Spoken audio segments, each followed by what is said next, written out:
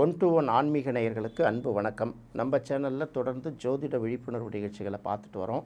அந்த வகையில் இன்றைக்கி நாம் பார்க்க போகிறது ஒரு எளிமையான அடிப்படை ஜோதிடத்தோட ஒரு பார்ட்டு தான். இது பல பேருக்கு தெரிஞ்சிருக்கலாம், தெரியாமலும் இருக்கலாம். இருந்தாலும் பார்த்திங்கன்னா நம்ம ஜோதிடத்தை பொறுத்த வரைக்கும் சோஷியல் மீடியாவில் எத்தை தின்றால் பித்தம் தெளியும் அப்படின்னு சொல்கிறாங்கல்ல, இந்த மாதிரி சில விஷயங்களில் ஏதாவது ஒன்று அவங்களுக்கு தொடர்ந்து ஆறுதல் படுத்திக்கிட்டே இருக்க வேண்டியதாக இருக்குது. ஒரு மனிதனுக்கு துன்பம்ங்கிறதும் இன்பம்ங்கிறதும் மாறி மாறி வந்துக்கிட்டே இருக்கும். சில நேரங்களில் அந்த துன்பத்தோட காலம் நீக்கிட்டிக்கும் போது அவங்க ரொம்ப துவண்டு போயிடுறாங்கல்ல, அந்த மாதிரி துவண்டு போடுறவங்களுக்கு ஏதாவது ஒரு வகையில் ஆறுதல் சொல்ல வேண்டி அவங்கள தேர்த்தி எடுக்க வேண்டியதாக இருக்குது. அதே போல் இன்பத்திலையும் மகிழ்ச்சி தலைப்பில் இருக்கிறவங்களுக்கும் ஒரு எச்சரிக்கை விடுக்க வேண்டியதாக இருக்குல்ல. இதுதான் ஜோதிடத்தோட உண்மையான நிலை. சந்திரன் தானே மதி. அப்போ ஒரு நாளும் சந்திரன் ஒரு நட்சத்திரத்தில் மூவ் ஆகும்போதும் 2.25 நாளைக்கு ஒரு தடவை ஒரு ராசியிலேருந்து அடுத்த ராசிக்கு மூவ் ஆகும்போதும் மனிதர்களோட மனநிலை மாறிக்கிட்டே இருக்கும் இல்லையா. இதை வச்சு தான் தொடர்ந்து சொல்லிகிட்டே வருவாங்க. இந்த சந்திராஷ்டமம் சொல்கிறோம், சந்திரன் எந்தெந்த இடத்துல இருக்குதுன்னு சொல்கிறோம் இல்லையா. அப்படியே பார்த்துட்டு வரும்போது இப்போ ஒருத்தவங்களோட மனநிலை, அதாவது ஒவ்வொரு ராசியிலையும் சந்திரன் சஞ்சரிக்கும் போது அதை நம்ம எப்படி சாதகமாக மாற்றிக்கிறது அப்படின்னு தான் பார்க்கணும். இப்போ ராசி அடிப்படையாக வச்சு பார்த்திங்கன்னா ராசியை பல்வேறு வகைகளில் பிரிப்பாங்க. சரராசி, ஸ்திரராசி, உபயராசின்னு பிரிப்பாங்க. அப்புறம் நெருப்பு ராசி, நிலராசி, காற்று ராசி, நீர் ராசின்னு பிரிப்பாங்க. அப்புறம் பார்த்திங்கன்னா தர்மம், கர்மம், காமம், மோட்சம், இப்படி நிறைய பிரிவுகள் இருக்குது. இதில் எல்லாருக்கும் தெரிஞ்ச ஒரு எளிமையான பிரிவை நம்ம எடுத்துக்கிட்டு அதுக்கு தகுந்த மாதிரி அந்த ராசிகளில் சந்திரன் சஞ்சரிக்கும் போது நம்மளை எப்படி, அதாவது தன்னைத்தானே தகவமைத்து கொள்ளுதல் அப்படின்னு சொல்கிறாங்கல்ல, இது எப்படிங்கிறத இப்போ நம்ம பார்ப்போம். நெருப்பு ராசிகள் அப்படின்னு பார்க்கும்போது மேஷம், அதுக்கப்புறம் சிம்மம், அதுக்கப்புறம் தனுசு, இது மூன்றும் நெருப்பு ராசிகள் அப்படின்னு பேர். இந்த ஒவ்வொரு ராசிலையும் 2.25 நட்சத்திரம், 2.25 நட்சத்திரம், அதாவது ஒரு நட்சத்திரம் இன்னொரு நட்சத்திரம், அப்படி இதுக்கு 8 பாதம்னா இன்னொரு நட்சத்திரத்தோட கால் பகுதி இருக்கும். இதில் அளவுகள் மாதிரி இங்கே பாதி அங்கே பாதிலாம் கூட இருந்தால் கூட பட் இந்த லிமிட்டேஷனை நீங்கள் எடுத்துக்கலாம். அப்படி பார்க்கும்போது ஃபஸ்ட்டு 2 நட்சத்திரம், அடுத்து ஒரு நட்சத்திரத்தோட கால் பங்கு அங்கே இருக்குங்கிறதுனால இப்போ நெருப்பு ராசிகளோட தன்மையை பார்க்கும்போது இப்போ மேஷ ராசிலேயோ தனுசு ராசிலேயோ அல்லது சிம்ம ராசிலேயோ சந்திரன் சஞ்சரிக்கக்கூடிய அந்த 2.25 நாட்கள் உங்களுடைய வாழ்க்கையை நீங்கள் எப்படி தகவமைத்து கொள்வது அப்படிங்கிறத பார்க்கணும். அப்போ நெருப்பு ராசி அப்படின்னு வந்தாலே நெருப்பை குறிக்கக்கூடிய தன்மையை மட்டும் பார்க்கக்கூடாது, அது ஒளியையும் குறிக்கக்கூடிய தன்மையை கொண்டு இருக்குது அப்படின்னு நினைக்கணும். அப்போ பார்த்திங்கன்னா ஒளியோட உங்களுடைய வாழ்க்கையை இணைத்து கொள்ளணும். சில பேர் பார்த்திங்கன்னா வீடுகள்லேயோ ஆஃபீஸ்லேயோ பார்த்திங்கன்னா எல்லாத்தையும் இருட்டுட்டு லேசாக ஒரு சின்ன விளக்கு மட்டும், இப்போ நைட்டில் ஹோட்டல்ஸ் எல்லாம் பார்க்குறோம்ல, அப்படியே டார்க்காக வச்சுருப்பாங்க. லைட்டு வெளிச்சம் லைட்டாக தான் இருக்கும், லைட்டு வெளிச்சம் அந்த மாதிரி வச்சு இருண்ட சூழலில் லைட்டு லேசாக எரியிற மாதிரி இருக்காங்கல்ல, அதை குறைக்கலாம். இன்னும் சொல்லப்போனால் வீட்டில் ஒரு பல்பு அல்லது ஒரு விளக்கு எரியக்கூடிய மின் விளக்கு எரியக்கூடிய இடத்துல 2 விளக்குகளை எரிய வைக்கலாம். அதே போல் மெழுகுவர்த்திகள் அங்கங்கே ஏற்றி வைக்கலாம். தீபங்கள் முடிஞ்ச வரைக்கும். இன்னும் சொல்லப்போனால் இந்த நெருப்பு ராசியில் சந்திரன் சஞ்சரிக்கக்கூடிய காலகட்டங்கள் அப்படின்னு பார்த்திங்கன்னா மேஷ ராசியில் பார்க்கும்போது அஸ்வினி நட்சத்திரம், பரணி நட்சத்திரம், அதுக்கப்புறம் கார்த்திகை நட்சத்திரத்தோட முதல் பாதம். அதே போல் சிம்ம ராசியில் பார்த்திங்கன்னா மகம் நட்சத்திரம், பூர நட்சத்திரம், உத்திர நட்சத்திரத்தோட முதல் பாதம். அதே போல் தனுசு எடுத்துட்டிங்கன்னா மூல நட்சத்திரம், பூராட நட்சத்திரம், உத்திராட நட்சத்திரத்தோட முதல் பாதம். இந்த நாட்களில் நீங்கள் ஒளியோட உங்களை தொடர்புடையவர்களாக மாற்றிக்கோங்க, வெளிச்சத்தோட உங்களோட தொடர்புடையவர்களாக மாற்றிங்க அப்படின்னா வீடுகளில் கண்டிப்பாக அன்றைக்கி ஒரு தீபம் ஏற்றி வைக்கலாம். நம்ம ஊரில் சொல்லுவாங்கள்ல, காமாட்சி விளக்கு ஏற்றுறது நல்ல விளக்கு ஏற்றுறதுன்னு சொல்கிறாங்கல்ல, அந்த மாதிரி அந்த வீட்டில் தீபம் எரியறது நல்லது. சிலர் மெழுகுவர்த்தி கொளுத்தி அந்த இடத்துல எரிய வச்சுக்கலாம் வீடுகளில். அதே போல் பார்த்திங்கன்னா இருண்ட இடங்கள் ஏதாவது இருந்ததுன்னா அன்றைக்கி அந்த இடம் முழுக்க வெளிச்சத்தில் இருக்கிற மாதிரி செய்யலாம். இவர்களும் பார்த்திங்கன்னா சந்திர வெளிச்சத்துலேயோ சூரிய வெளிச்சத்துலேயோ கண்டிப்பாக தங்களுடைய உடல் மீது படுற அளவுக்கு அவங்க நடந்துக்கிட்டாங்கன்னா இது அவங்களுக்கு ஒரு நல்ல மாற்றத்தை கொடுக்கும், நல்ல மனநிலையை கொடுக்கும் அப்படிங்கிறது ஜோதிடம் சொல்லுது. இப்போ நெருப்பு ராசியை பார்த்தோம் இல்லையா. அடுத்தது நிலராசி. நிலராசி அப்படின்னு பார்க்கும்போது ரிஷபம், கன்னி, மகரம், இது 3 நிலராசி. இந்த நிலராசிகளில் சந்திரன் சஞ்சரிக்கக்கூடிய காலம் எது அப்படின்னு பார்க்கணும். கார்த்திகை நட்சத்திரத்தோட 2ஆம் பாதம், 3ஆம் பாதம், 4ஆம் பாதம், அதுக்கப்புறம் ரோகிணி நட்சத்திரத்தோட 4 பாதம், மிருகசீரிட நட்சத்திரத்தோட முதல் 2 பாதங்களில் சந்திரன் சஞ்சரிக்கக்கூடிய காலகட்டம். அதுக்கப்புறம் கன்னி ராசி அப்படின்னு வரும்போது உத்திர நட்சத்திரத்தோட 2ஆம் பாதம், 3ஆம் பாதம், 4ஆம் பாதம் நடக்கக்கூடிய அந்த நாட்கள் நேரங்கள். அதே போல் அஸ்த நட்சத்திரத்தோட 4 பாதங்களும் நடக்கக்கூடிய அந்த நேரங்கள். அதுக்கப்புறம் சித்திரை நட்சத்திரத்தோட முதல் 2 பாதங்களில் சந்திரன் சஞ்சரிக்கக்கூடிய காலம். அதே போல் பார்த்திங்கன்னா மகர ராசி அப்படின்னு வரும்போது உத்திராட நட்சத்திரத்தோட 3 பாதங்கள், அதாவது 2, 3, 4ஆம் பாதங்களில் சந்திரன் சஞ்சரிக்கக்கூடிய காலம். அதுக்கப்புறம் திருவோணம் நட்சத்திரத்தில் சந்திரன் சஞ்சரிக்கக்கூடிய காலம்.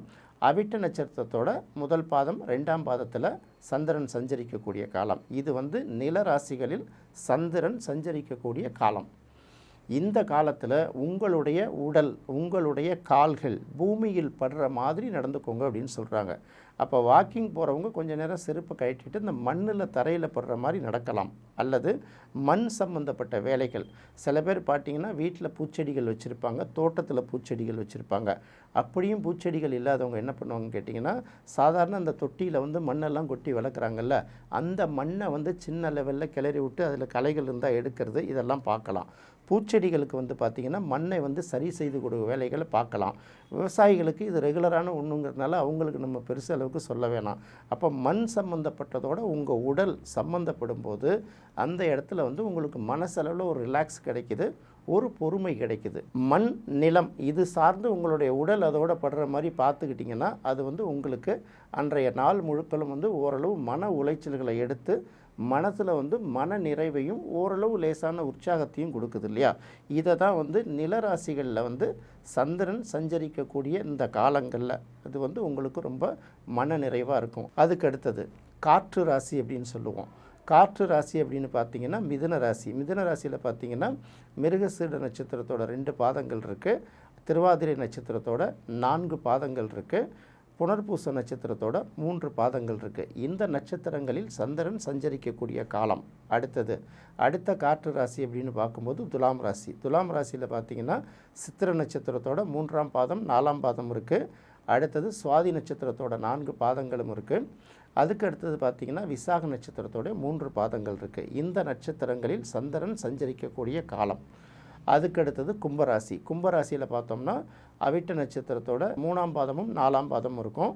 அதுக்கப்புறம் சதய நட்சத்திரத்தோட 4 பாதங்களும் இருக்கும். பூரட்டாதி நட்சத்திரத்தோட 3 பாதங்களும் இருக்கும். இந்த நட்சத்திரங்களில் சந்திரன் சஞ்சரிக்கக்கூடிய காலம். இதை நம்ம ஏற்கனவே காற்று ராசின்னு சொல்கிறோம்ல. அப்போ காற்று அதிகமாக வீசக்கூடிய இடங்களில் உங்களுடைய உடல் படுற மாதிரி இருந்ததுன்னா உங்களுடைய மனநிலை நன்றாக இருக்கும். காற்றில் பல காற்று இருக்குது. தமிழ்லலாம் நிறைய சொல்லுவாங்க. வடக்கிருந்து வீசுறது வாடை காற்று, தெற்கேந்து பேசுகிறது தென்றல் காற்று, கிழக்கு இந்த கொண்டல், இந்த மாதிரி பல்வேறு பெயர்கள்லாம் சொல்லுவாங்க. ஊதை காற்று இப்படிலாம் சொல்கிறாங்கல்ல. ஏதாவது ஒரு காற்று நம்ம வீட்டிலே அடைஞ்சிருந்தோம்னா ஏசியோட காற்று மட்டும்தானே வரும். அதுக்கு முன்னாடிலாம் பார்த்திங்கன்னா ஜன்னலை திறந்து விடுங்க காற்று வரட்டும் அப்படின்னு சொல்லுவாங்க. இப்போ என்ன ஆகிப்போச்சுன்னா ஜன்னலை சாத்துங்க, ஏசியில் உள்ள ஈரம் வெளியில் போயிடக்கூடாது, அந்த குளிர்ச்சி வெளியில் போயிடக்கூடாதுன்னு சொல்கிறாங்கல்ல. இதை மறந்து விட்டு இயற்கையாக காற்று வீசக்கூடிய இடங்கள், சில தோட்டம் துறவுகளில் ஓரமாக பார்த்திங்கன்னா காற்று வீசும். இந்த காங்கிரீட் காடுகள்னு சொல்லுவோம்ல, வெறும் கட்டிடங்களே நிரம்பி இருக்கக்கூடிய பகுதிகளில் பார்த்திங்கன்னா காற்று வீசுறது ரொம்ப கஷ்டமாக இருக்கும் இல்லையா. அப்போ அந்த பூங்காக்கள் மாதிரி பொது இடங்களில் போய் உட்காந்திங்கன்னா ஓப்பன் ஸ்பேஸ் இருக்குல்ல, அங்கே காற்று வீசும். நிறைய பேர் இந்த காற்று வாங்கிறதுக்கு போகிறாங்கல்ல, கடற்கரை அந்த மாதிரி இடங்களுக்கு கூட போகலாம். அங்கேருந்து பார்த்திங்கன்னா காற்றும் வீசும். அதாவது காற்று வீசக்கூடிய இடங்கள், இந்த இயற்கையான காற்று உங்கள் உடம்புல பட்டுதுன்னா அப்போ என்ன பண்ணும், உடல் அதற்கு தகுந்த மாதிரி சில நிலைகள் அங்கேருந்து எடுத்துகிட்டு இருக்கும்போது உடலில் உணர்வு மாறும்போது மன உணர்வு மாறுதில்ல.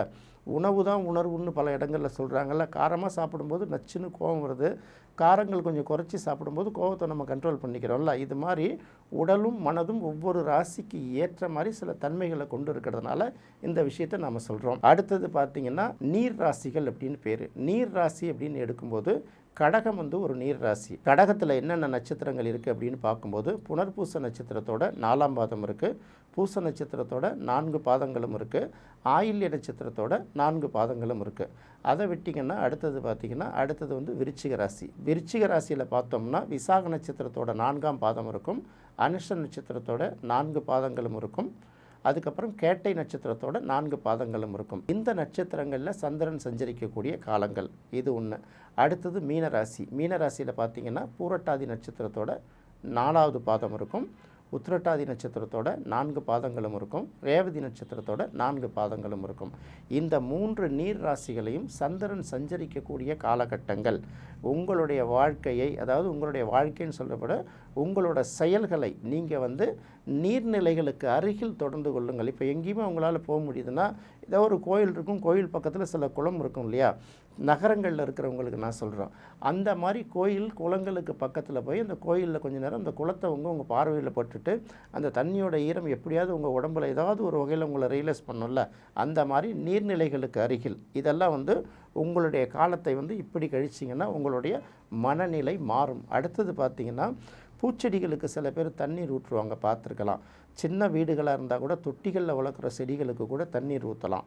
அதே போல் தாவரங்கள் வந்து நம்ம தோட்டத்தில் இருக்கக்கூடிய தாவரங்களுக்கும் தண்ணீர் ஊற்றலாம். இது வந்து ஒரு வகையில் ஒரு ப்ளஸ்ஸு.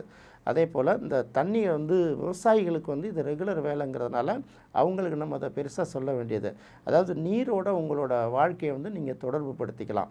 எப்படி தொடர்பு படுத்திக்கலாம்னா, எங்கே போனாலும் கையில் இப்போ நம்ம தண்ணி பாக்கெட் எடுத்துகிட்டு போயிருக்கோம்ல, உங்கள் கையில் எப்போதும் தொடர்ந்து ஒரு தண்ணீர் பாட்டிலை வச்சுருக்கிறது ரொம்ப நல்லாயிருக்கும். அதே போல் நெருப்பு ராசி சம்மந்தப்பட்டவங்களும் தீப்பெட்டி வச்சுக்கலாமெல்லாம் கேட்கக்கூடாது, அந்த பழக்கம்லாம் வேணாம். நீர் எப்போதும் கையில் வச்சுருக்கிறதுனால அதை நீங்கள் வச்சுக்கலாம். இதுதான் உங்களுக்கு நல்ல பலனை கொடுக்கும்.